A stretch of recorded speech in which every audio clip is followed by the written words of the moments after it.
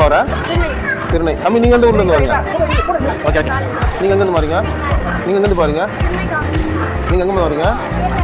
Okay.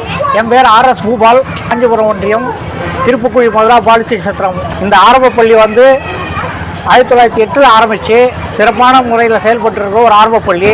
இந்த பள்ளியில் தான் நான் கூட படித்தேன். மாநிலத்தில் சிறப்பான பள்ளியாக தேர்ந்தெடுக்கப்பட்ட பள்ளியில் ஏறக்குறைய 500க்கும் மேற்பட்ட குழந்தைங்கள் ஆரம்ப பள்ளியில் படிச்சுட்டு இருக்காங்க.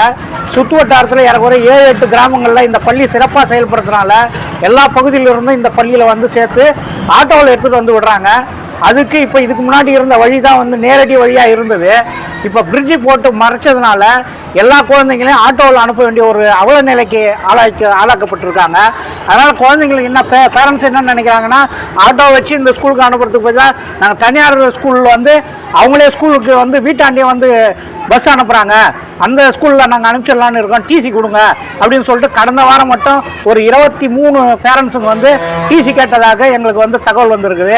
அதனால் இந்த அவலநிலையை போக்கணும். இது நாளைக்கு இன்னும் அதிகமாகிடும். இந்த பள்ளியிலேருந்து விலகக்கூடிய குழந்தைங்களுடைய எண்ணிக்கை அதிகமாகிடும். இப்போ தமிழ்நாட்டில் பல பள்ளிகளில் வந்து குழந்தைங்களுடைய எண்ணிக்கை படிப்படியாக குறைஞ்சதுனால பல பள்ளிகளை மூடக்கூடிய அவலநிலையில் நம்ம தினசரி நம்ம பத்திரிகைகள் செய்தியாக பார்க்குறோம்.